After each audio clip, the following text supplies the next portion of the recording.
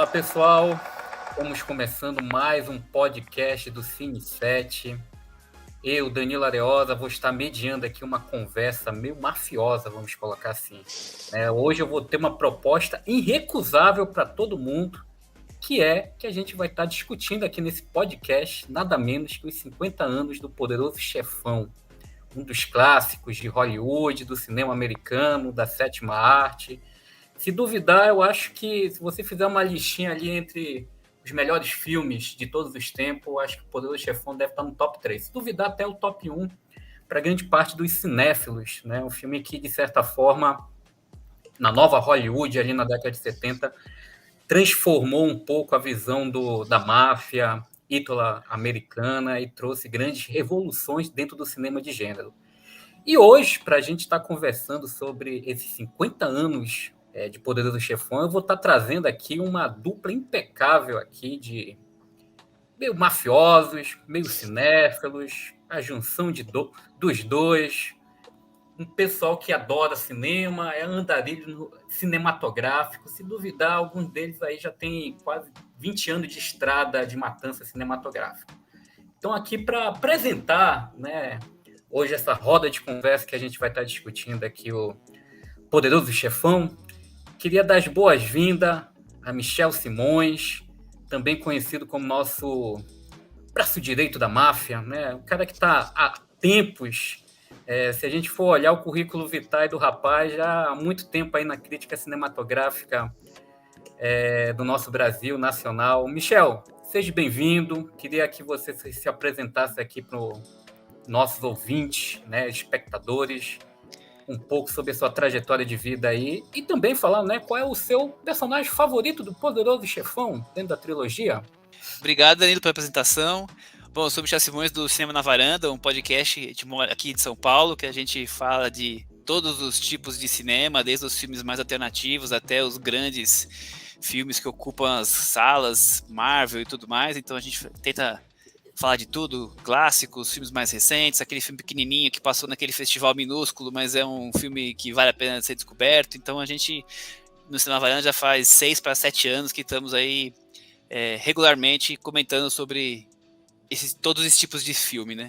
E eu, como você falou, eu já não sou novinho, então eu tô há mais de 20 anos já brincando de escrever sobre cinema por puro hobby, na internet, com blog e com tudo mais, e vendo filmes desde anos 80, né? Então tem uma bagagemzinha razoável já. Também um rato de locadora, hein? Como a gente diz, Michel. Fui bastante, viu? Alugava bastante. Aqui ia na sexta-feira pegar aqueles 4, 5 filmes para entregar na segunda. Feliz da vida. Acabava rápido, né? Sim, sim, sim. Bons tempos aquele. Com Para certeza. também participar aqui. Você perguntou, desculpa te cortar, Daniel, você perguntou do meu personagem Pois é, favorito. favorito. Eu vou ficar no clichê, né? Michel, Michael, tá tudo ali, né? Combina, né? Combina com o seu nome aí. Acho que vai bem, né? Pois é. E o outro convidado aqui que vai estar discutindo aqui o Poderoso Chefão, esse aí é uma figura porque um dos grandes, vamos dizer assim, promissores, The Golden Boy, vamos colocar aqui, do cinema amazonense, que é realizador de curtas. Estou esperando para finalmente chegar o longa-metragem dele, que ele tem prometido há algum tempo. Por enquanto está nos curtas, mas é também um cinéfilo. Esse não sei se ele, pela nossa idade aqui, Michel, a gente é mais velho, né? Esse rapaz é um Golden Boy, né? É um garoto ainda dourado. Nosso prodígio, né? O garoto prodígio. Eu acho que não sei se ele pegou a época das videolocadoras, mas o cara é quase um IMDb aqui, quando a gente tem as discussões cinéfilas, né? Um grupo de WhatsApp aqui, o cara manja de tudo, informações, curiosidade, análise fílmica. Queria aqui convidar Lucas Martins. Boa noite, pessoal, tudo bem? Antes de tudo, sim, eu já cheguei para locadora antes da época de DVD, quando era VHS ainda. Um bairro vizinho aqui de casa é o Parque 10, e ali nos anos 90, início dos anos 2000, ela não sobreviveu à troca para o DVD, mas só ficou no VHS. Era uma locadora chamada Videocultura, e lá eu descobri o Brian de Palma, eu vi Olhos de Serpente de lá, Cara, eu assisti muita coisa. Infelizmente é uma locadora que ela não conseguiu sobreviver à passagem para DVD, mas ali foi como se fosse a minha segunda casa. Mas sim, eu cheguei a pegar essa pequena parte da morte do VHS. Sim, pessoal. Meu nome é Lucas Martins, eu sou diretor aqui de Manaus. Estou realizando curtas desde 2016. Eu lancei meus 2 primeiros de forma independente. Uma ficção científica, né, meio thriller psicológico, que é o Barulhos, e o segundo também foi um thriller psicológico, que foi o Estranho Sem Rosto. E de lá para cá, as minhas 2 novas produções não foram independentes, né, tiveram um recurso de editais, que foi A Beira do Gatilho, que é um filme policial noir, e eu vou lançar agora o Mal Necessário, que é um filme de comédia de humor negro baseado no conto de Fausto. E bom você ter falado sobre longa-metragem, mas os planos estão se concretizando, hein? Daqui a pouco já vai, quem sabe, um longa aí sair. E o meu favorito, eu acho que eu vou seguir o Michel, cara. Eu acho que é o Michael mesmo. Se bem que tem vários personagens lá que eu acho maravilhosos, tipo o Mo Green, sabe? O Jack Waltz, que eu amo as cenas dele. Eu morro de rir toda vez que ele aparece no filme.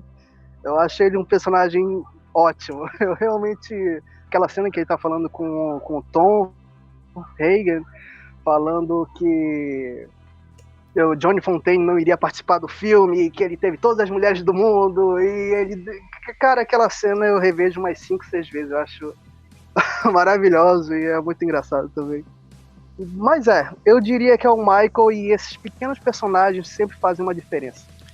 Obrigado, Lucas. Se eu fosse escolher o personagem favorito, eu ficaria aqui com nosso querido Robert Duvall, né, o advogado, conciliar do grupo, um personagem que eu tenho um grande carinho pelo lado ali meio sóbrio, ali naquele mundo ali meio passional, da máfia, da honra, né, da violência. Ainda que, não vou negar aqui, ó, tenho aqui o grande Don Corleone aqui como me acompanhando aqui nessa saga, e fazer uma homenagem também especial ao Luca Brasil, né? Talvez um dos personagens mais tristes do primeiro filme, um cara fidelíssimo a Don Corleone, e tem um final ali meio triste, melancólico, prestando as deferências, né? A honra que ele tem pelo Don Corleone. Então, assim, a gente vai falar um pouco aqui do Poderoso Chefão, e eu acho que, assim, como é um filme que a gente poderia ficar aqui horas e horas, né? E infelizmente a gente também tem um tempo aqui a cumprir. Eu acho que o que a gente vai estar discutindo aqui um pouco hoje é a importância, né, do Poderoso Chefão. São 50 anos já do lançamento do filme lançado em 72 pelo Francis Ford Coppola, um filme que passou por várias turbulências, se a gente for analisar durante a produção. O Coppola era um jovem diretor ali lidando com uma grande produção, lidando com um grande astro. Al Pacino ali também, início de carreira, que tinha uma certa desconfiança ali dos produtores. E por muito dias, filmagem, quase que a cabeça do Coppola, juntamente com o Al Pacino, iam caindo. Um astro também ali, já um pouco em decadência, que era o Marlon Brando. E aí o filme que, apesar de todas essas problemáticas durante a nova Hollywood, se tornou um dos grandes clássicos, né? Um filme que também, como curiosidade, foi lançado também no ano do caso do Watergate. Eu acho que o filme também, a gente vai estar falando um pouco dessa questão política que o Poderoso Chefão também traz, e que também revela um pouco o contexto na qual ele foi produzido. E eu queria abrir aqui com nossos convidados para falar um pouco, né? Porque até hoje, o Poderoso Chefão é um clássico, é um filme ainda moderno, quando a gente assiste em pleno 2022, no meio de uma pandemia, é um filme ainda atual. Queria dar aqui a abertura já para o Michel falar um pouco sobre a importância do Poderoso Chefão hoje no contexto cinematográfico, passados 50 anos. Michel? Como você falou na abertura, ele facilmente encabeça listas de melhores filmes de todos os tempos, né? E eu acho que isso não é à toa. se você for olhar bem, é um filme sobre família, né? Sobre união familiar, mas também é um filme sobre imigração, é um filme sobre poder, né? O poder tá ali no cerne, né? O poder financeiro, o poder que as armas impõem, o poder de articular para conseguir mais poder. E família e poder são coisas sempre atemporais, né? Desde que o mundo é mundo, a questão de família e de você ter poder é sempre estiveram no mundo social, né, na sociedade como um todo. Então, acho que por isso que o filme ele se mantém atemporal, porque os temas dele, os principais temas, não tem tempo. Tem sempre máfia, tem sempre alguém interessado em dar um jeito, encontrar o seu caminho. Então, acho que isso ajuda muito. Por outro lado, tem a questão também é um filme que tem uma estrutura mais clássica, né, de narrativa. Então isso dialoga mais com diversos públicos. Um filme, como você falou agora do Tarantino, o Tarantino tem um estilo dele, né, aquela coisa bem estilosa, então nem sempre agrada todo mundo, mas quem agrada se apaixona, né? Enquanto que esse filme mais cadenciado, essa coisa mais clássica, ajuda a falar com todo mundo, então dos mais jovens até os mais veteranos, todo mundo se acostuma com esse tipo de história, então acho que são essas características que deixam um filme completamente atemporal. Lucas, você acha que talvez, por exemplo, Poder do Chefão é um dos grandes filmes emblemáticos da nova Hollywood? A gente tem ali, por exemplo, na década de 70, né, o surgimento ali da nova Hollywood. Né? Eu queria que tu discutisse um pouco, né, como você enxerga isso, você como realizador, esse processo ali da nova Hollywood e o filme como Poder do Chefão, dentro desse meio aí, trazendo algumas mudanças ali no cinema de estúdios, né, o cinema autoral, alguns realizadores aparecendo. Como é que você enxerga isso? Bem, essa questão da nova Hollywood e a importância do Poderoso Chefão, ela vem como se fosse um chute na porta, porque esse momento era onde que os últimos presidentes de estúdio, de grandes estúdios, né, tava morrendo essa Hollywood, e esses chefes de estúdio, eles estavam cada vez mais velhos. Então, o tipo de filme que eles eram acostumados a fazer e sabiam que o povo ia gostar, já não era mais esse povo. Era um público novo, era uma nova geração. E eles, com todo o conhecimento deles da primeira metade do século XX, construindo grande sucesso de cinema e também construindo a linguagem cinematográfica, chegaram numa época que o público, não importava o que eles faziam, o público não estava gostando, não estava comprando.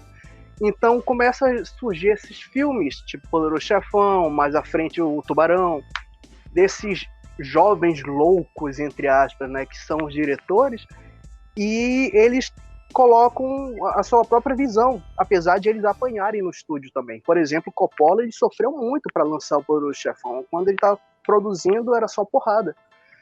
Mas ele conseguiu lançar e foi um grande sucesso, foi um blockbuster, antes mesmo do Tubarão. Então, a partir dali que esses jovens, esses chefes de estúdio começaram a ver, quer saber, esses diretores, esses caras jovens aí, eles estão sabendo coisas que a gente não sabe. Eles são jovens, o público também é jovem, quem sabe eles estão fazendo o que o público quer ver mesmo. Então deram toda essa nova liberdade. E o Poderoso Chefão é um dos primeiros exemplos a dar essa liberdade para os diretores, mostrar que não apenas com a visão do diretor ela consegue chegar e conquistar o público, mas mostrar que esse daqui é um grande filme também.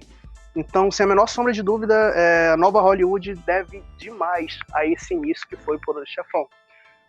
Em questão do que o Michel estava falando, é exatamente isso. É um filme que ele traz temas que são universais. Família, honra, poder. Essas coisas nunca irão se envelhecer. Então, de lá para cá, é claro que o Poderoso Chefão é um filme que ele vai ser, sabe, nunca vai envelhecer. E essa questão que o Michel também falou de a estrutura dele é uma estrutura clássica, com certeza.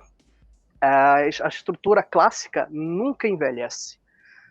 Se a gente vê vários filmes dos anos 60, tem muitos daqueles zooms exagerados e tá. E isso, por que isso? Porque justamente porque naquela época foi inventado o zoom. Então os diretores estavam usando a torto e a direito. A mesma coisa quando surgiu o Steadicam. O Steadicam nos anos 70 era só o Steadicam.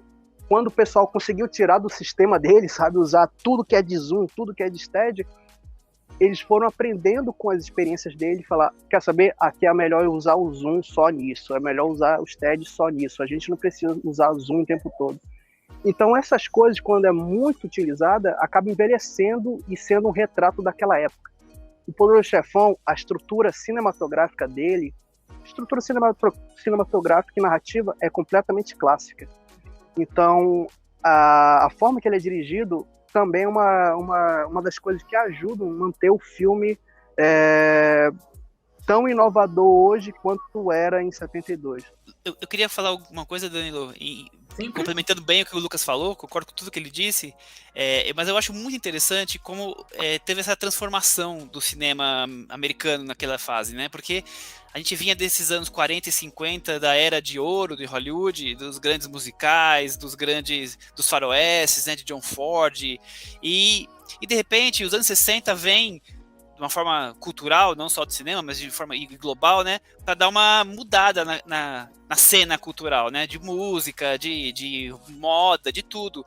E o cinema acaba não sendo diferente. E os estúdios começam os estúdios não estão se encontrando essa veia. Eles continuam com aquela coisa antiga, como o Lucas comentou, dos filmes que faziam sucesso. E essa turma, como vocês já citaram, Brian De Palma, o Scorsese, o Coppola, né, e tantos outros, Peter Bogdanovich, eles vêm com uma vontade de fazer um cinema diferente, né? Eles vêm ali com uma coisa já inspirada em Cassavetes e tantos outros cineastas no cinema europeu, e eles querem romper com aquela estrutura super clássica de fazer filme, dos musicais e tudo mais, e começam a trazer ideias diferentes, temas diferentes, né, de filmar de maneiras diferentes, sem ser aquela coisa meio padrão. E eu acho que talvez o filme que marque assim, o início é dos anos 60, mas assim, Bonnie e Clyde talvez seja o primeiro sucesso ali da nova Hollywood. E o Poderoso Chefão, na minha opinião, ele é o ápice da nova Hollywood, porque ele é o momento da consagração dessa turma, porque é quando ganha o Oscar. Então, quer dizer, você vem de 8, 10 anos de filmes ocupando seu espaço, chacoalhando com as estruturas, os estúdios ali brigando com eles, mas cada vez mais investindo neles, e chega finalmente o Poderoso Chefão para ganhar o Oscar e ser um grande filme, ser a celebração total da nova Hollywood. E como é que é isso? Com um filme, com uma narrativa clássica. Eu acho isso incrível. Mas ele é clássico, mas mesmo assim ele foge de alguns padrões. O Coppola, por exemplo, você percebe claramente que ele não está interessado em filmar violência. Então você não tem ali sangue. Essas cenas ele acaba dando uma...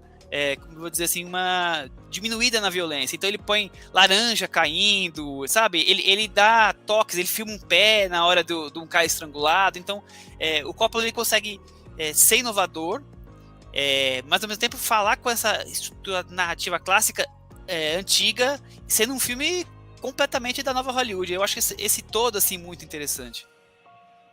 Eu acho que assim, falando até nisso, Michel, e também complementando um pouco o que o Lucas falou, é um ponto que é muito interessante, né? Porque talvez isso explique, a partir dessa sua fala, o porquê o filme hoje continua fazendo sucesso. Eu conheço gerações assim mais novas do que a minha, cada assim de 20, 22 anos, que eles continuam gostando do Poderoso Chefão, né? É um filme que parece que o modo clássico, como o Lucas falou, é um filme que ainda continua sendo revisitado com esses temas universais e funcionando.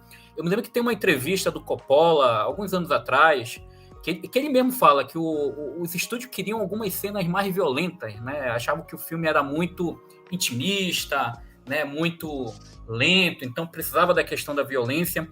E parece que algumas concessões aí do Coppola acabou até ajudando que o filme, eu acho que ele não fica assim tão violento, né? Eu acho que fazendo uma comparação com alguns filmes do Tarantino hoje, isso não é uma crítica, né? Eu acho que cada um tem o seu jeito de trabalhar a violência, mas eu acho que acabou sendo que o filme, apesar de todos esses problemas, a questão do estúdio querendo impor algumas questões nesse aspecto da violência, acabou que o filme, eu acho que ele tem esses momentos, principalmente na parte final ali, que a gente vai estar discutindo, né? A saga final ali, que tem os elementos da violência, Mas é um filme também, assim, que eu gosto muito do Coppola, porque o Coppola, para mim, sempre foi um diretor um tanto intimista. Até quando ele entrou ali na década de 80, com alguns filmes dele, né, aí ele largou os épicos para filmar filmes mais intimistas. A gente tem ali filmes como Selvagem da Motocicleta, No Fundo do Coração.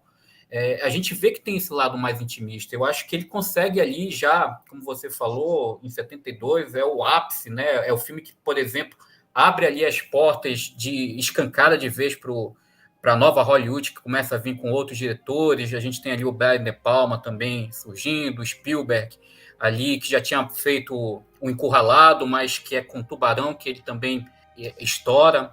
Então, assim, a gente tem esse processo que eu acho muito interessante, né? Um filme que tem, ao mesmo tempo, é uma narrativa clássica, mas também tem um seu lado inovador. E aí eu já queria abrir aqui para vocês discutirem também um pouco. A gente teve ali, a partir do Poder do Chefão, uma mudança no subgênero, vamos colocar ali, da máfia. Acaba ganhando uma nova roupagem. Até então a gente tinha filmes de mafiosos de uma forma, a partir do Poder do Chefão, eles ganham uma nova roupagem, ganham uma nova dimensão. Queria que a gente discutisse aqui um pouco o que teve essa mudança antes do Poder do Chefão, como eram os filmes de máfia e como é que eles se tornaram a partir daí. Bem, na verdade é algo bem resumido. A questão de quando a gente tinha filmes de máfia nos anos 20, 30, 40, eles eram exemplos tipo o Alma no Lodo, né? Que é o Little Caesar, né? Que é com Edward G. Robinson e Fúria Sangrenta, né? Então a gente tem essas figuras desses caras baixos, mas completamente loucos, né? Como falei, o Robinson, tem o James Cagney, temos também como exemplo do Rox, né? O Scarface. Então eles eram completamente algo mais brutos, né? Até a própria história era algo mais bruto. Quando a gente se aproxima da época do Poder do Chefão, né? Em que a Paramount ela fez até o The Brotherhood, que é um filme do Martin Ritt, né? Mas quando chega ali no Poder do Chefão, esse lado brutão se transforma em algo bem mais suave, bem mais sutil. Não é uma questão de o inimigo número 1 jogado pelas ruas, não, é algo família, é uma estrutura familiar, e tudo começa a ser feito de uma forma bem mais sutil. A questão da violência que estavam falando, eu acho perturbador a violência, mesmo que a gente não veja no filme. As cenas tem uma cena em particular em que, esqueci o nome do personagem que é o marido da Talia Shire no filme. Mas ele bate com ela no cinto. Que ela tá... Carlo, isso. Ele bate nela com o cinto e ela tá grávida. E ela entra no banheiro, ele entra lá e a porta se fecha. O posicionamento de câmera é numa altura como se fosse a altura nossa mesmo, sabe? É uma altura como se fosse alguém em pé mesmo. Não é baixo, não, é como se fosse alguém presenciando na outra sala. Então, ele, no posicionamento de câmera, ele te coloca numa posição como se você estivesse no outro quarto vendo aquela violência acontecer. A violência, ela não é tão explícita, mas a forma é completamente forte, sabe? Ela te afeta mais ainda do que ver, cenas do massacre do Dia dos Namorados nos filmes de gangster dos anos 30. É algo bem mais sutil, bem mais minimalista, mas a forma minimalista, ela impulsiona o desconforto máximo, que mudou muito da característica dos filmes de gangster dos anos 30 até quando Coppola veio e mudou tudo. É uma linguagem mais sofisticada, é uma narrativa mais sofisticada. Não significa mais violenta, mas com certeza é mais incômoda. E creio que essa é apenas uma das coisas que o Poderoso Chefão mudou bastante. E a partir daí a gente viu vários outros filmes, né? Claro, o 2 e o 3 faz parte do pacote. Eu queria pegar essa palavra sofisticada que o Lucas aí, no final do raciocínio dele, ele usou, porque eu acho que é isso. O Coppola conseguiu dar sofisticação ao que já se conhecia da história da máfia, e com isso ele transformou aquilo em algo romântico, em algo que você torce por bandidos, até porque ali todos são bandidos, né? Então você torce por eles, você se encanta por eles, então isso é muito forte, né? O Coppola, ele conseguiu de uma maneira, ele fez o filme de máfia, todos os outros precisam beber daquela fonte. Se você faz um filme muito diferente daquele, você já parece que você criou um filme que não é o gênero máfia, o subgênero máfia, já é outra coisa, porque ali meio que ele determinou, ó, é assim, tá? Máfia é assim, vocês sigam minha cartilha que eu criei, porque é isso. Eu resumi perfeitamente pro cinema, vocês precisam acompanhar. Então eu acho isso muito beira a perfeição, né? Por isso que o filme tá aí, 50 anos, se considerado um dos melhores de todos os tempos, porque ele consegue resumir muito bem isso, e de uma maneira que te cativa. Eu acho que aí tem também um ponto, né, Michel, como você falou, e o Lucas, que é trazer essa máfia com uma questão mais humana, né? Vamos colocar assim, família, honra. Se a gente for ver, eu acho que o filme, aquela abertura do Poderoso Chefão, para mim, é magnífica, né? O cara que tá falando ali sobre o sonho americano, né? Ele fala, relata ali o personagem, que é um personagem secundário, Bonachera, se eu não me engano é o nome dele, que ele fala, né, que ele seguiu o sonho americano, né? Ele chegou lá, trabalhou, e ele tem a filha dele, né, que sofre uma violência, e ele vai tratar ali com Don Corleone esse processo de uma vingança. E ali eu acho que tem um pouco de demonstrar um pouco essas relações da máfia, porque até então, se a gente for ver ali parte do cinema noir, cinema policial mais da década de 30, 40, a máfia era vista ali como um grupo ali de marginais, né, grande parte deles multiétnicos, com condutas assim não muito queridas, como o Lucas falou, um tanto rude, brutais. E no Poderoso Chefão a gente tem assim todos esses elementos, a violência está ali presente naquela família, mas é uma família que a gente tem as relações, né? Eu acho muito interessante como o filme trabalha ali naquela primeira parte ali do casamento da filha do Don Corleone, todos os signos, né? Toda a conduta ali, a gente tem ali a conduta, a forma de agir, as regras dentro do filme do Poder do Chefão, que equivale bem a essa questão da máfia em si, né? De trabalhar esses elementos, de mostrar ali como é que funcionam as regras, a conduta que você tem que seguir. Então, assim, eu acho que, como você disse, romantizou, trouxe um pouco esse lado humano, a gente também vê as regras ali muito bem mostrado. Don Corleone, ele tem uma conduta rígida, né? Olha, eu posso ganhar dinheiro com... Tem o código de ética dele, né?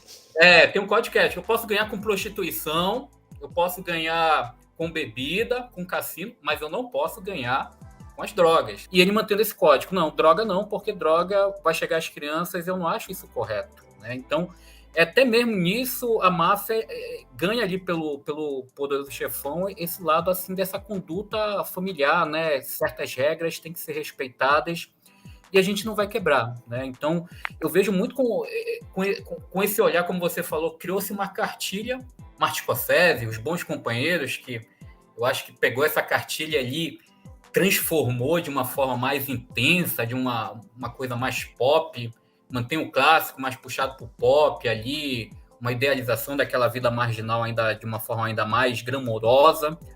E também o cinema de outra forma, também com Abel Ferrara, que também a gente também pode até estar discutindo lá um pouco das influências, também é outro diretor que trabalhou muito com a máfia. Então, assim, eu vejo muito isso, como vocês falaram, desse olhar diferenciado, né? A máfia ganhou uma parte idealizada, romântica, ali, humana, pessoas dúbias, vamos dizer assim. Tem seus erros, mas tem seus acertos, né? Também, como é essa vida mais real, entre outras coisas. Queria aproveitar e perguntar quais são as impressões que vocês tiveram quando assistiram. Vocês se lembram aí, o Poderoso Chefão? Qual foi o impacto que o filme teve quando vocês assistiram pela primeira vez? Fascínio desde o começo já, né? Eu vi criança, mas provavelmente deve ter visto em VHS, daquelas fitas duplas que se alugava, né? E desde criança fascinado, né, por toda aquela história. Eu quando vi, para mim já eram conhecidos alguns atores que na época não eram, como o Al Pacino, como vocês falaram, que o Al Pacino não era ninguém quando filmou, né? Tinha 2 filmes, um monte de peça de teatro, não era conhecido. E para mim, quando eu assisti, o Al Pacino já era um dos maiores atores de cinema, né? O Marlon Brando já era também, quem era. Então, você já chega assim nessa história com alguns conceitos um pouco diferentes, né? Mas o filme é muito fascinante, né?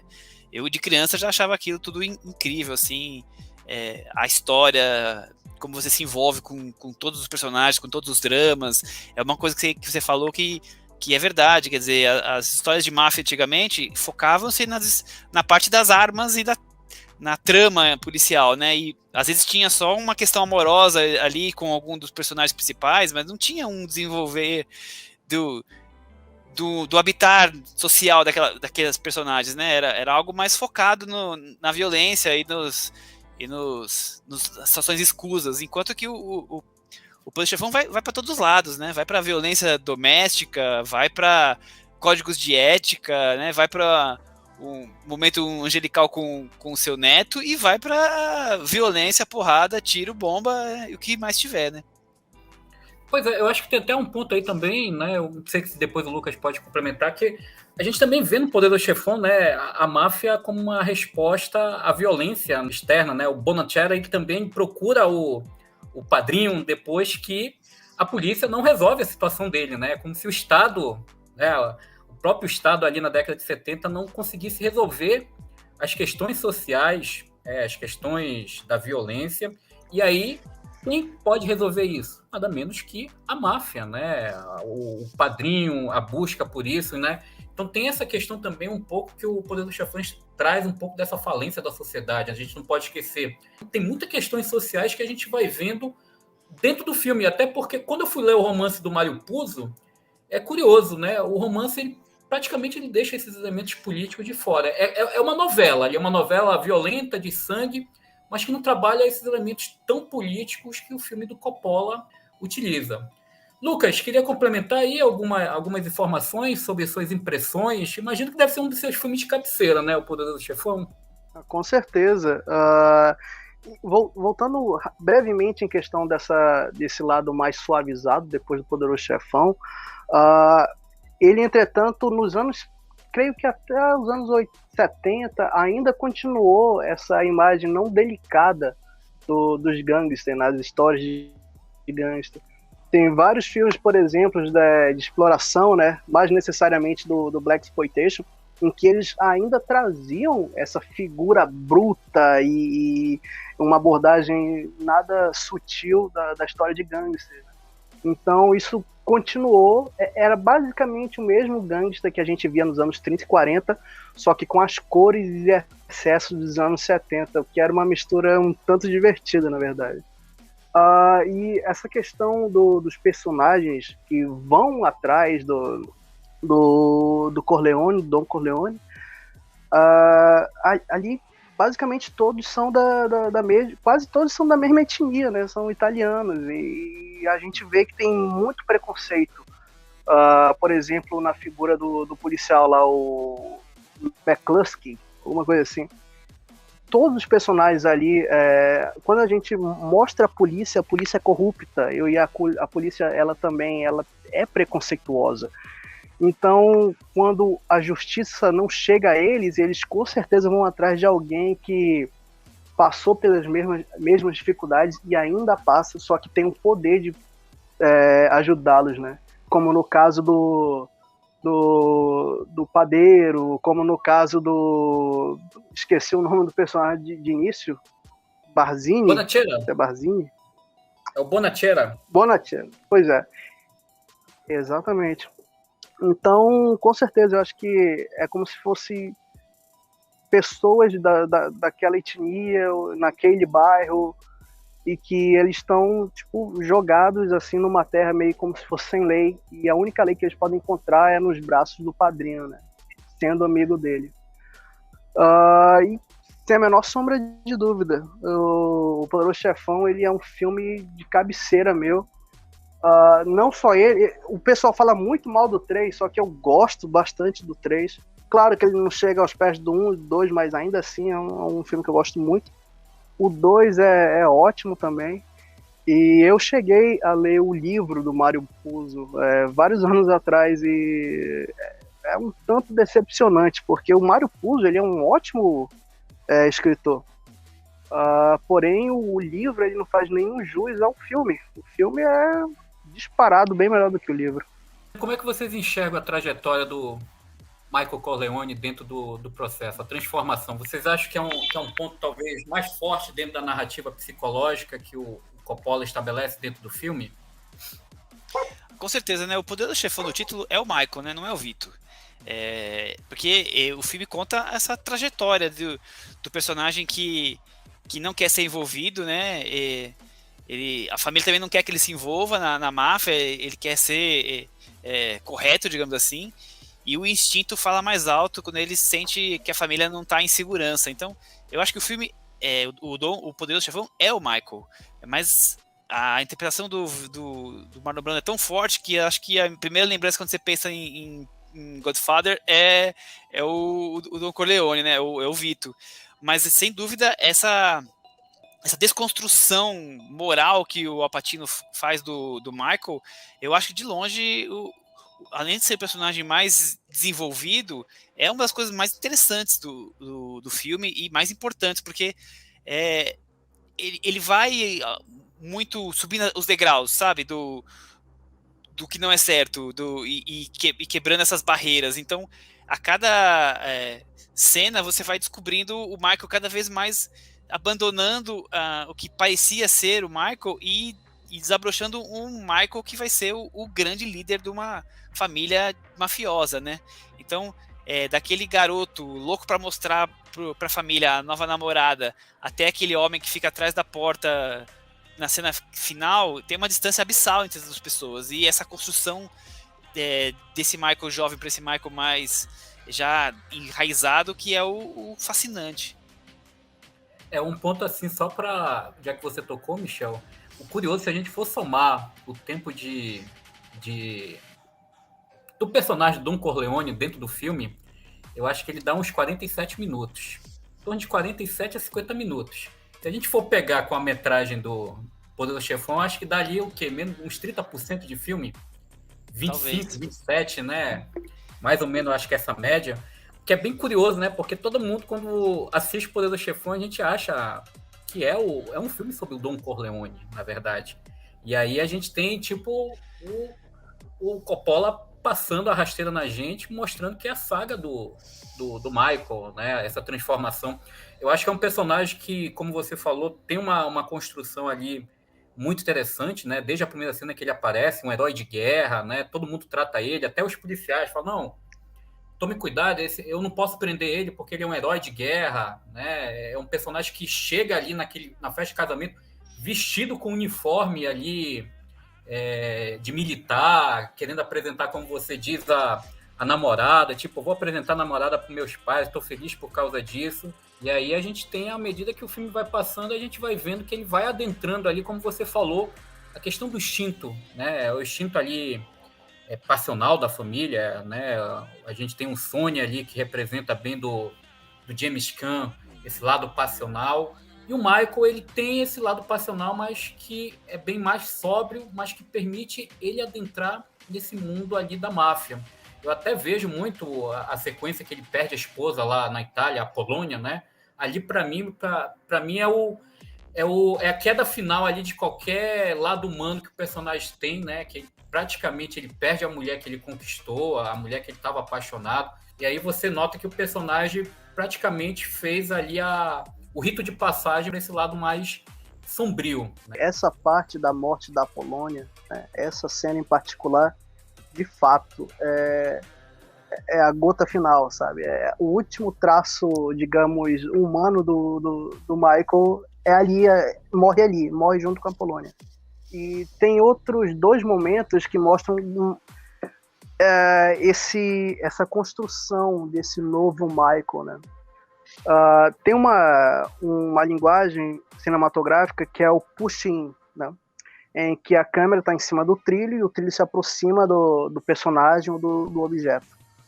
O push-in, né, ele tem como intenção ou revelar algum objeto ou algum personagem, e ele também tem o diretor ele tenta mostrar a partir daquele movimento algum processo interno do personagem, seja psicológico, seja emocional, ou é um momento que ele percebe algo, ou um momento em que nós, como público, começamos a ver, né, dando essa importância de movimento, que o personagem está passando por uma transformação naquele exato momento. E tem 2 momentos em que o Coppola utiliza o puxim que mostra um novo Michael, que é logo depois que ele apanha do policial na frente do hospital, né, onde está o pai dele, e o Tom e o Sonny estão brigando para qual é o próximo passo, o que fazer, tentando pensar em alguma coisa, e o Michael, da forma daquela posição icônica dele, né? A gente vê pela primeira vez ele sentado na poltrona, com as pernas cruzadas, completamente calmo, e ele começa a falar: é isso aqui que a gente vai fazer agora. E a câmera começa a se aproximar dele. Clemenza está em primeiro plano, ele está em último plano, e a câmera se aproxima cada vez mais dele, e ele começa a falar o plano, começa a dar a ideia de: eles querem se encontrar comigo, o Soloso e o policial lá, então a gente vai fazer isso. E ali, pela primeira vez, é como se ele estivesse batendo o pé no chão e: ei, eu tenho uma ideia, eu vou falar do jeito que a gente vai fazer. E é o primeiro momento que a gente vê o Michael, ele meio que tomando as rédeas, e ele: deixa que eu faço isso, o que surpreende todo mundo. E o outro momento disso é justamente na cena do restaurante, em que depois que ele volta do banheiro já com a arma, e ele tá conversando com os dois, e ele sabe que é agora, é esse momento, a partir daqui não tem mais saída. Depois que matar essas pessoas, eu não vou ver a minha família durante talvez 1 ano. E nesse exato momento a câmera se aproxima dele, de novo o Soloso em primeiro plano e o Michael em segundo plano, e a câmera passando lentamente pelo Soloso, se aproximando do rosto do Michael, e ele sabendo que naquele momento, só ele e nós do público sabemos que é agora, é um momento decisivo. Ele vai matar alguém, e não vai ser na guerra. Ele vai matar alguém na frente dele, num restaurante. E ele precisa fazer isso. Eu acho que esses 2 momentos, antes da morte da Polônia, são grandes momentos cinematográficos e narrativos que mostram que o quanto a linguagem cinematográfica complementa a linguagem narrativa. E eu acho que são 2 momentos impactantes, né, importantes desse personagem, né, da construção desse novo Michael, e sinceramente para mim são momentos impactantes também no filme. Eu acho que ainda tem essa parte aí que você falou da cena do restaurante, a gente ainda tem o som ao fundo, né, Lucas? O metrô passando ali, né? Parece dar uma atenção para a cena. É como se o personagem ali tivesse mais emoções intensas, ainda tem o barulho do metrô invadindo para a gente, que é espectador, a tensão, né? A forma se o personagem vai fugir dali, se ele vai executar mesmo. Uma forma muito legal de construir suspense não utilizando uma trilha necessariamente, mas utilizando os sons ambientes, né? A gente vê isso no momento que ele entra no banheiro e o som do metrô, parece que do trem passando, aumenta. Um outro exemplo muito bom disso é a cena do hospital, em que ele vê que não tem ninguém cuidando do pai, e ele leva, junto com a ajuda da enfermeira, o pai para um outro canto, e ele observa um som se aproximando, esse som se aproxima cada vez mais, e tem esses planos abertos que a gente tá olhando, onde o Michael tá olhando, e a gente não vê nada, mas esses sons estão se aproximando, e a gente vê alguém surgindo da escada. E é um alívio depois que a gente sabe que é o Enzo, o padeiro, né? E ele tá ali para ajudar. E essa construção de planos abertos e apenas o som de se aproximando é incrível. Na cena da Polônia mesmo, não temos música, não temos nada, na verdade é feito de uma forma bem simples e sutil, e termina com literalmente um estouro, né? A gente está falando aqui um pouco também já que a gente está falando aqui das cenas, quais são as cenas favoritas de vocês no Poderoso Chefão? Tem alguma cena assim que marca para vocês de alguma forma? Qual o significado para dela, para cada um? Michel? Olha, eu acabo dividindo em 2 grupos de cenas do Poderoso Chefão que me são muito marcantes. Por um lado, estão aquelas cenas de acontecimentos incríveis, sabe? Que chama atenção. Então, a cena do cavalo, a cabeça de cavalo na cama, né? A emboscada ao Sony no pedágio, quando o Lucas acabou de comentar a cena do Michael que topa vingar o pai, e a grande cena do batismo, né? Aquela coisa, tudo acontecendo, um monte de assassinato acontecendo, e eles estão ali celebrando o batismo, uma coisa pura dentro da igreja. Então eu acho essas cenas assim inesquecíveis, incríveis. Mas as cenas que mais me marcam, e quando eu penso em Poderoso Chefão eu lembro mais fortemente, são as cenas talvez até menores, algumas importantíssimas, até menores. Então, só aquele começo do Don Corleone recebendo quem quer favores no casamento, aquela coisa de você descobrir aquele escritório, a formalidade de beijar a mão e da conversa, o tom lento que o Marlon Brando leva. Então, eu fico fascinado por aquele escritório. Eu queria passar horas ali desbravando aquele espaço. Tem outras cenas com o conselheiro dele, sempre com uma luz escura, pesada. Então, eu acho aquele ambiente assim tão meio que enigmático, assim, sabe? Ele me deixa curioso. Outra cena que me desperta também um fascínio, eu já comentei ela, é a porta do escritório se fechando na cena final, que é ali quando você definitivamente marca que o Michael vai decidir sempre pela máfia, pelo negócio, do que pelo que é correto, que a esposa dele prega, né? Então, ali é muito marcante, a porta fechando, né? Quer dizer, ele tá se fechando porque ela tá cobrando dele. E também a cena do Neto brincando, da laranja caindo, que é quando o Vito morre, né? Então eu prefiro até essas 3 cenas que são pequenas, mais sofisticadas, mais lentas, do que essas cenas que são grandiosas e impactantes, mas são vitais pro filme. Mas essa mistura, para mim, é o grande charme do Poderoso Chefão. Eu acho que essa cena que você fala, final, da porta se fechando, ela é muito interessante, né? Principalmente porque quando a mulher pergunta para ele fica chateado, né? Aí ele fala, eu vou abrir uma exceção para você. Você pode fazer agora a pergunta, mas essa vai ser a última pergunta que você me faz sobre a questão do trabalho. E aí ela pergunta, né, se ele realmente assassinou o Carlo. E aí a gente fica ali imaginando que ele vai falar abertamente para ela que realmente ele matou. E aí ele mente, né? Ele diz que não fez isso. E a gente, como público, a gente sabe que ele mentiu. E ela fica ali feliz, né? Abraça, eles se abraçam. E aí ela vai pegar a bebida, e aí quando ela olha e vê todo mundo entrando, beijando a mão dele, ela tem a consciência ali de que realmente, né? Ele mentiu para ela. Né? Não tem volta, né? Não tem volta.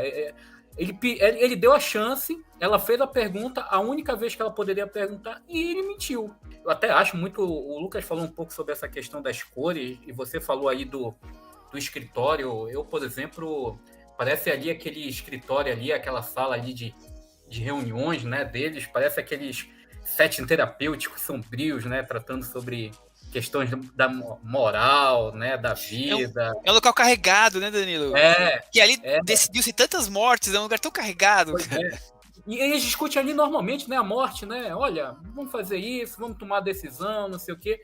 E é uma parte assim que no início do filme, que começa um filme bem, né, denso ali dentro daquela sala escura, é o quanto o Coppola ele trabalha, né? Aquela sala escura, logo depois a gente vê a festa familiar com aquelas cores fortes, e até mesmo a gente vê o próprio Don Corleone, a forma como ele é mais fechado dentro da sala e como é que ele é num espaço aberto, na festa de família, mais descontraído. A própria personagem da Jane Caton, né? Ela começa com uma roupa vermelha, e aí à medida que depois ela casa com o Michael, vai se tornando aquela cor mais cinza, né, com preto. Inclusive a última cena dela aí que a gente estava falando é uma roupa preta que ela tá, né, representando já também essas figuras.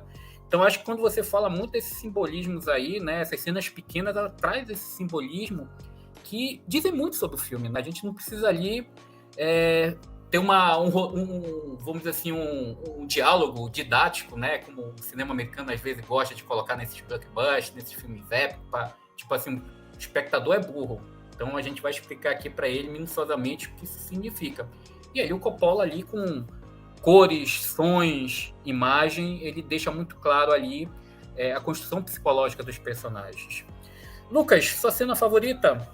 Bem, é bem complicado. Eu vou fazer a comparação a um filme que não tem nada a ver com o Poderoso Chefão. Mas tem um filme que eu também gosto muito chamado O Ninja da Pesada, que é com Chris Farley. E esse filme, uma das vezes que eu tava revisitando ele, eu tava vendo aí, começa o filme aí, essa cena é minha cena favorita. Aí termina a cena e começa outra cena. Não. Essa é minha cena favorita. Aí termina, acontece de novo com a próxima cena.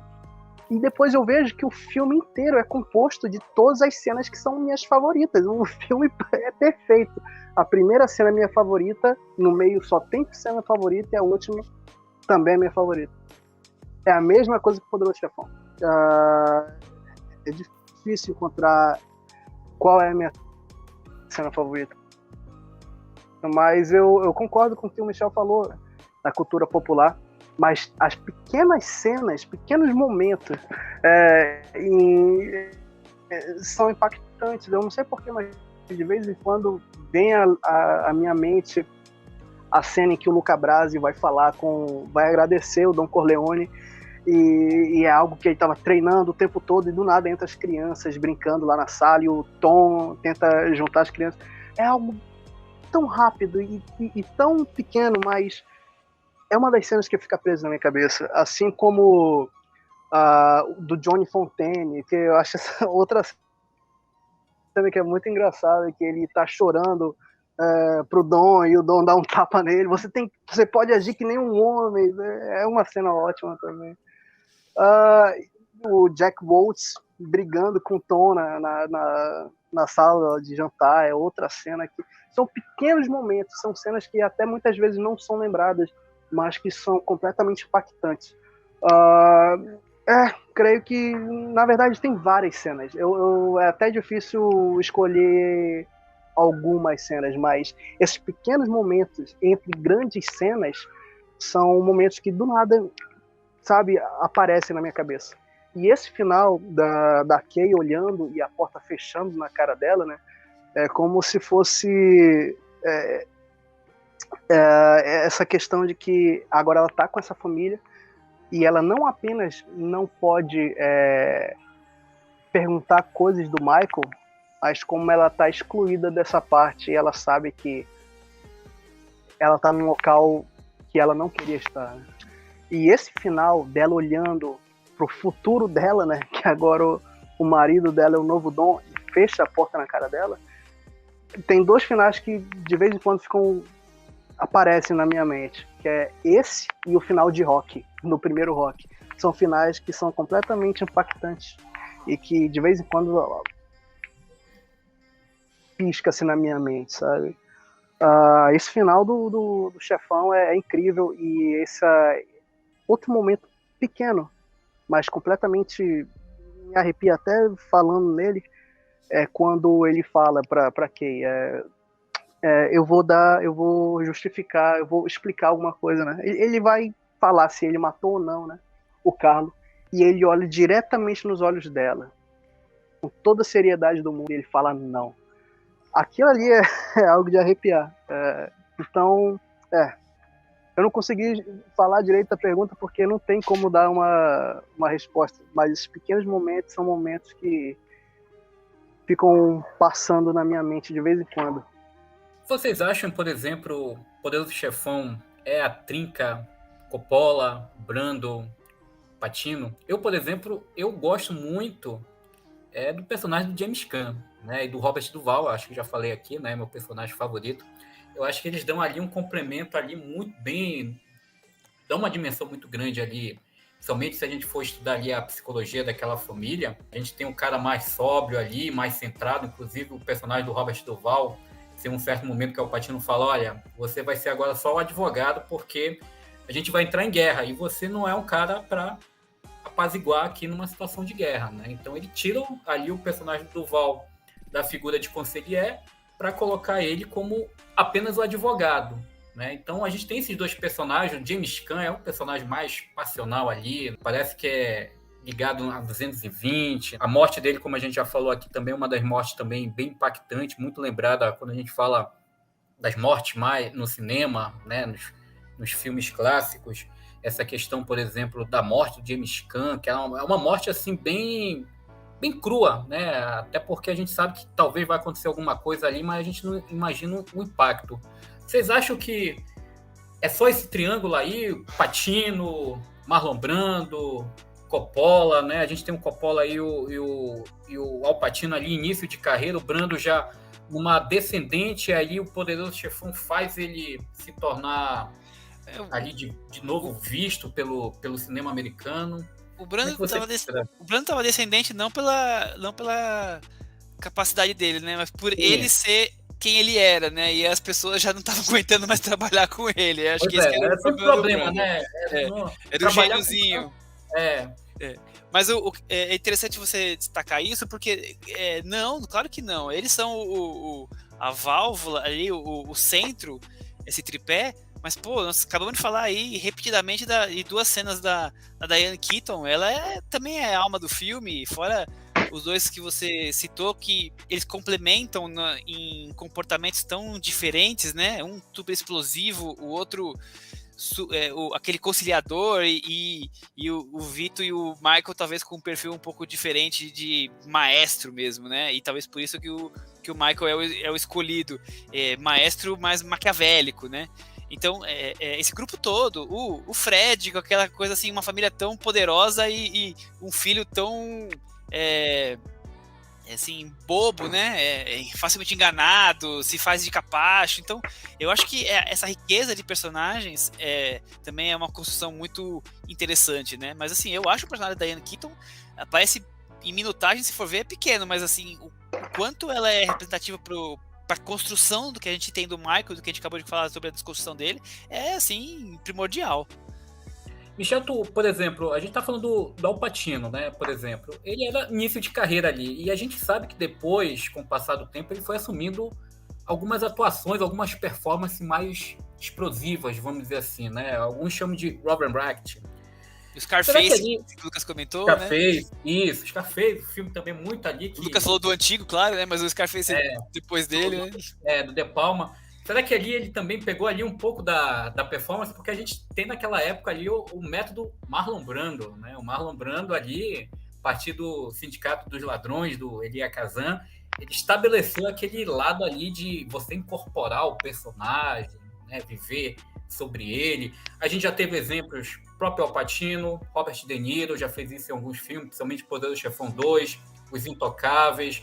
Hoje a gente tem o Leto, né, com aquelas performances, quem mais? A gente tem vários atores que, vez por outra, fazem esse método o Christian Bale talvez seja o mais famoso que me vem aqui na cabeça, de incorporar, né? Emagrece, né? Assume ali a figura.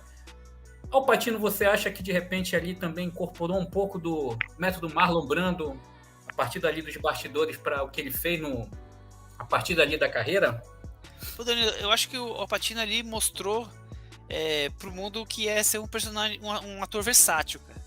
Porque se o próprio filme já permite a ele ser versátil, do cara bonzinho militar a ser o novo padrinho de todo mundo, já mostra um pouco da versatilidade que ele teria, né? E depois a carreira dele comprovou. Ele não é um ator só de papéis mais intimistas, né? Ele é essa coisa explosiva também que você também citou. Hoje eu tava vendo um filme dele dos anos, sei lá, 80, chamado Revolução, que é sobre a guerra americana, britânicos, franceses, os americanos lutando. Quer dizer, ele tava ali pra cima e pra baixo, querendo proteger o filho, então lutando. Então, ele é aquele ator que é vibrante, né? Aquela coisa, como você falou, o De Niro também é vibrante. Então, eu acho que ali ele começou a mostrar que ele era capaz, e ele conseguiu entrar num projeto que simplesmente é um dos maiores de todos os tempos, né? Tem sorte também, né? Sim. Mas, por outro lado, se você ler os relatos, o quanto o Coppola exigiu que fosse ele, né? Há relatos de que... Brigou, né? Porque os produtores queriam outros atores ali. Eles queriam o James Caan, na verdade, né? O Sony. Eles queriam o Sony. E o Coppola, não, tá bom, então vamos fazer mais testes. E fez teste com, sei lá, centenas, e sempre enfiavam do Al Pacino de novo lá. Até que ele falou, tá bom, vocês querem tanto esse cara? Põe esse cara. Porque era um desconhecido. Eles queriam alguém famoso. Ele queria alguém com uma cara Ítalo, né? E a maioria dos atores não tinham. Imagina, porque queriam o Robert Redford. O que tem de Ítalo e o Robert Redford, né? Lucas, Cara, eu acho que um outro ator que ele aparece pouco no filme, mas eu acho ele maravilhoso, é o John Cassell, né? Ele como o Fredo, cara, ele é maravilhoso. E ele atua de uma forma em que ele permite mostrar uma vulnerabilidade, sabe? Mostrar que ele é o elo fraco. Qualquer outro ator ele poderia atuar de uma certa forma em que mostrasse que ele estaria meio que exagerando, né? Não, esse é apenas o personagem que é fraco. Eu não. O John Cassell ele realmente se mostra vulnerável, né? E ele era ótimo nisso. Outros papéis dele que ele mostra uma vulnerabilidade, sempre mostra vulnerabilidade, né? Com o Indiana de Cão, até mesmo do Coppola, A Conversação, o Franco Atirador. Eu acho que é um personagem pequeno, né? Ele vai aparecer bem mais na segunda parte, mas é uma atuação maravilhosa e mostra a riqueza desses personagens, né? Que nós temos o Sonny, que é o explosivo, nós temos o Michael, que ele é o herói de guerra e lentamente se transforma em psicopata, e o mais cabeça centrada mesmo é o Tom. E nós temos o mais esquecido, né? Mas o elo fraco, que é o Fredo, né? Ele se influencia muito fácil, o Mogrin usa ele como capacho, humilha ele. A gente até esquece que ele é o irmão mais velho, ele que deveria ser o sucessor de seu pai, né? Mas Sonny chega na frente, depois o Michael, e ele é deixado para trás. Eu acho que é um personagem completamente trágico e triste, e ele dá uma dimensão maior ainda para essa família e para esses irmãos tão complexos e diferenciados um do outro. E é maravilhoso. Toda cena que ele aparece, apesar de ser aparições rápidas, é algo bem emocionante para mim ainda. Porque eu acho que ele é tão sensível e tão um peixe fora d'água, mesmo dentro da própria família dele, que é como se fosse um personagem perdido, sabe? E é uma pena a gente ter perdido esse ator tão jovem, né? Mas eu imagino que o Frodo, o Fredo, o Frodo é de outro filme. O Fredo, ele dessa dimensão mais rica e mais à frente ele cria questões narrativas que são que só deixam a trama mais complicada, né, mais complexa. E isso já é na parte 2 aí, e a gente também, isso acaba revelando um lado maligno maior do irmão dele. agora a pergunta que a gente não pode deixar de fazer quando fala de Poderoso Chefão, né? É um filme da cultura pop, né? Tá no imaginário cinéfilo, na cultura pop. Pergunto para vocês, o que hoje, de 72 para 2022, 50 anos, quais são as principais influências que a gente consegue enxergar na nossa cultura pop deixada pelo Poderoso Chefão? O que é que vocês poderiam dizer? Temos filmes que bebem ali da fonte, o Michel já falou aqui que a cartilha, é lógico que temos, mas aí como é que vocês enxergam um pouco, nesses 50 anos, o quanto o mito do mafioso, Don Corleone, Marco Corleone, a família Corleone, influenciou aí na cultura pop do cinema, na televisão, em outras artes também? Eu acho, Danilo, que, bom, do cinema é claro, né? A gente acabou comentando, você acabou destacando aqui, Bons Companheiros, e você tem tantos filmes de máfia depois que se sentiram obrigados a usar, ou então usaram porque era uma forma de falar com o público, né? Uma garantia de um sucesso ali, então ficou tão marcado, mas eu acho que vai muito além de simplesmente inspirar outros filmes, né? Desde a canequinha que a gente toma no café da manhã, o bonequinho que você acabou de brincar, é difícil, eu acho difícil um cinéfilo que não teve ou não tem uma camiseta do Poderoso Chefão, a minha tá ali no armário, sabe? Eu tenho duas, não comprei nenhuma e ganhei, tenho duas, porque as pessoas sabem que você gosta de cinema, gosta de Poderoso Chefão, é mais ou menos meio isso. É meio... fácil, né, dar presente pra cinéfilo? Com certeza. Mas eu acho que o mais forte de tudo é... Você pega um jovem de 15 anos, você pega um senhor, e você fala do Poderoso Chefão, a pessoa pode não ter visto o filme, a pessoa sabe do que você está falando. E isso é igual o Pelé quando jogava futebol, que todo mundo conhecia, é igual o Papa, sabe? É uma coisa assim... Todo mundo sabe quem é o Poderoso Chefão, todo mundo vem à mente alguma coisa. Então não é que nem um filme... Nossa, eu nunca ouvi falar do filme A, B, C, Ataque dos Cães, né? Nunca ouvi falar. Uma parte do público, Poderoso Chefão, todo mundo conhece o Poderoso Chefão, pode não ter visto, mas sabe o que é.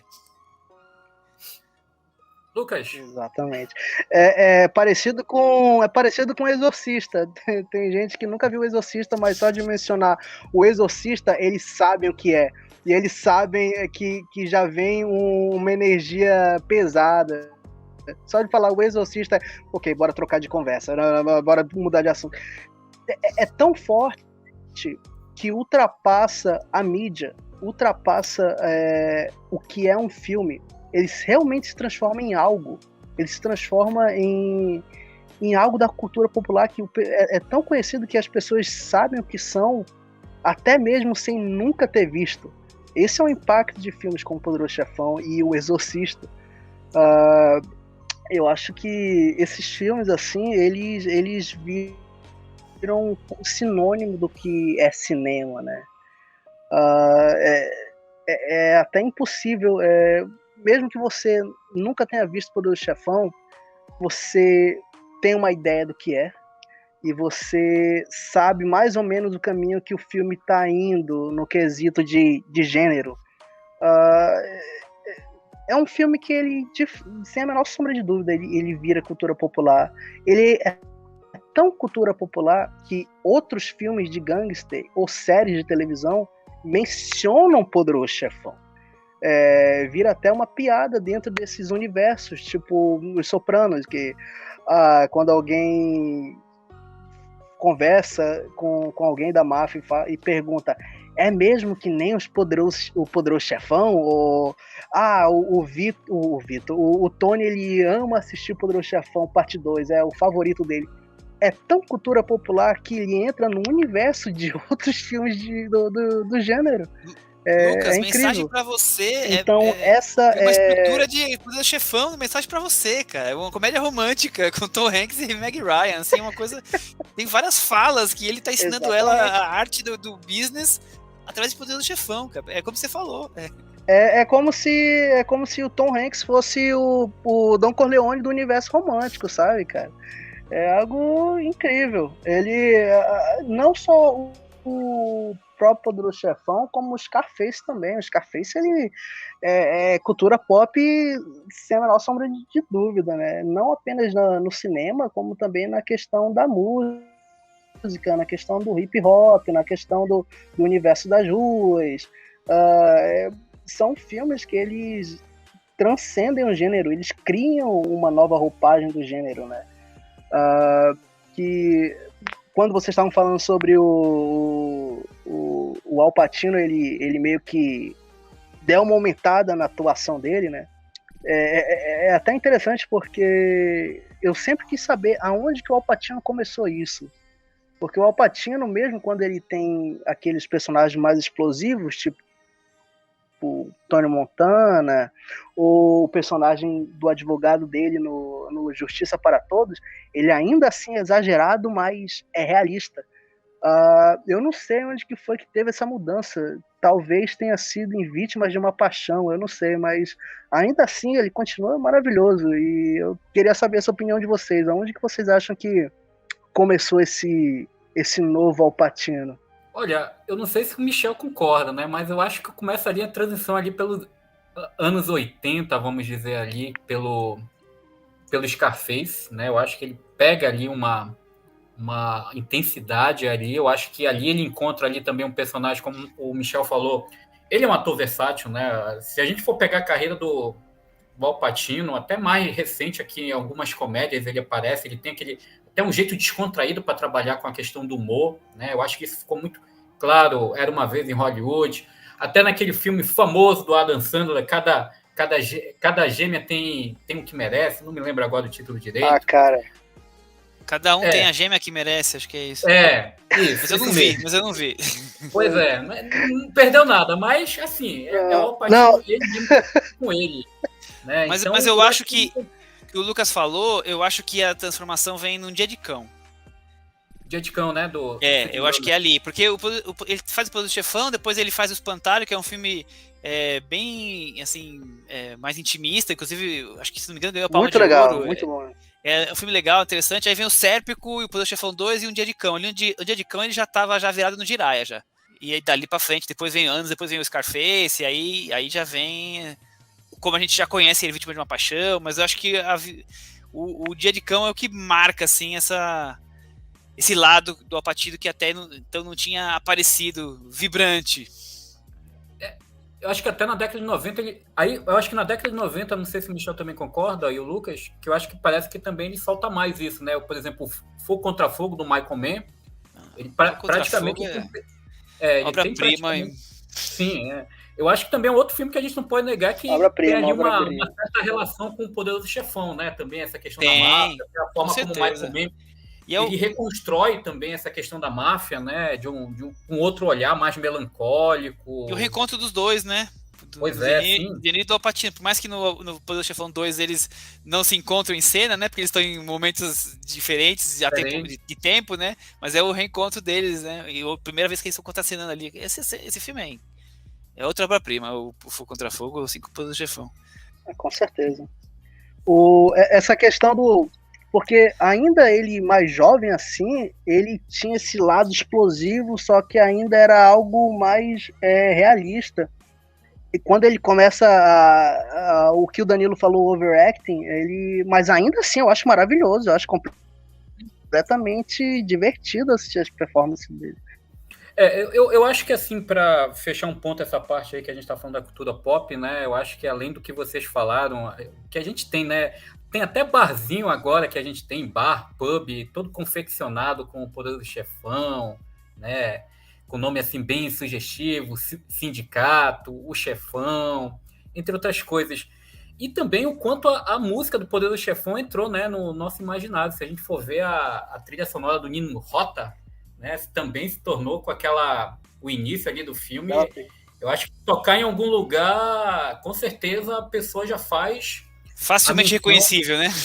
Facilmente reconhecível. É uma trilha sonora também, o Poderoso Chefão, os diálogos, né? Muita gente fala às vezes os diálogos do Poderoso Chefão. Outro dia eu estava numa reunião e tinha uma pessoa que tinha ouvido falar em Poderoso Chefão, nunca assistiu, mas falou, não, mantenha seus amigos perto de você e seus inimigos mais perto ainda, né? Então, às vezes a pessoa fala, né, alguns diálogos do Poderoso Chefão, não assistiu o filme, mas fala, porque aquilo que está ali no meio do nosso mundo, né, cinematográfico, são frases famosas, né?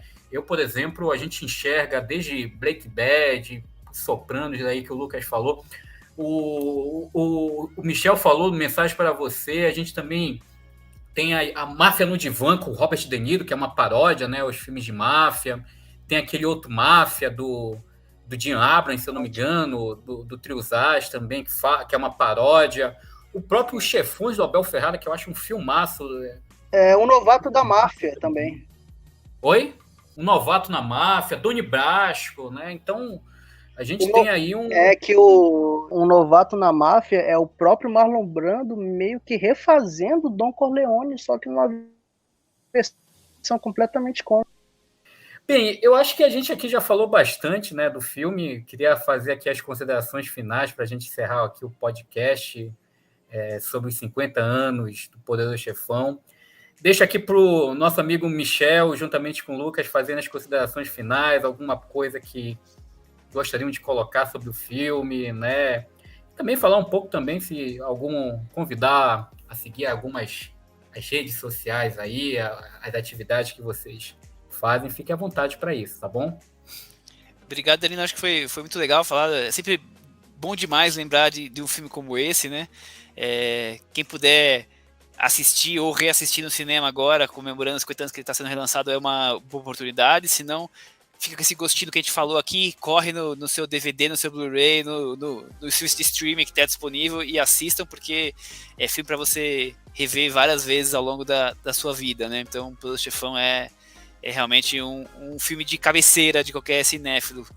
E fica aqui o registro, né? Michel Simões, você vai me encontrar no Twitter, no Letterboxd, no Instagram e no Cinema na Varanda, em todos os tocadores de podcast, vocês podem nos encontrar lá quinzenalmente. A gente está falando dos grandes lançamentos, de Oscar, de festivais, de tudo. O Cinema na Varanda, eu queria falar que é o podcast The Godfather, né? O Poderoso Chefão dos podcasts. Já está em qual edição, Michel? 315, 316, por ali. 316 não é qualquer um, né, que chega em tempos atuais a esse podcast aqui. Eu acho que o Cine 7 a gente está indo para o 67, se eu não me engano. Ainda somos garotinhos perto do Cinema da Varanda aí. Vocês estão indo bem. Aqui já é mais sênior já, né? Já 300 episódios, sim. já tá perto da aposentadoria. Pois é, por isso que a gente tá falando, o Poderoso Chefão aí, Don Corleone aí. A gente espera pelo menos chegar a ser o Marco Corleone ou o Sonny Corleone aí para se destacar. Mas muito obrigado aí, Michel, um prazer aí. Obrigado, foi muito legal falar com vocês. Ter você aqui no podcast para falar sobre esse filme memorável. Lucas Martins, grande realizador, Golden Boy, Coppolinha também. Faça suas considerações finais. Obrigado pelo Michel, é um prazer conhecer e falar contigo, né? O curta A Beira do Gatilho ainda na internet no Film Festival, o link tá na bio do meu Instagram, que é o @martins_lucas.1. Espero que vocês gostem, dê uma votada também no filme. E é isso, pessoal. Cinema, ainda mais sobre o Poderoso Chefão. E assistam as cenas do Al Pacino no Cada Um Tem a Gêmea que Merece, que é muito engraçado. Obrigado, Lucas. Eu sou suspeito, eu gosto do Lucas, né? É um cinéfilo, não fez nenhum curso de cinema, nenhuma faculdade, mas conhece cinema como um pouco, apenas assistindo filmes a lá Tarantino, a lá Paul Thomas Anderson, que não frequentaram escola, mas aprenderam muito assistindo nas locadoras, em DVD. Melhor escola é ver filme. O Lucas fez a escola perfeita. Pois é. E é um diretor assim, Michel, que se a gente for ver, gosta de fazer cinema de gênero, que é uma coisa bem rara, né? Percebi. Vou atrás dos curtas dele depois. Pois é. Faz os filmes de terror, suspense psicológico, ficção científica. Fez o A Beira do Gatilho, que é um policial com elementos no ar.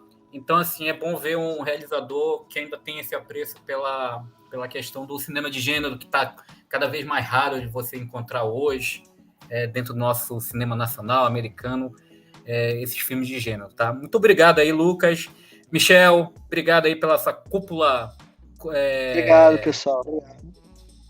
Don Corleoniana que a gente fez aqui. Espero que vocês tenham gostado e a gente espera vocês no nosso próximo podcast aqui do Cine 7. Obrigado aí, um forte abraço a todos. Obrigado, prazer, Lucas, Danilo e ouvintes do Cine 7.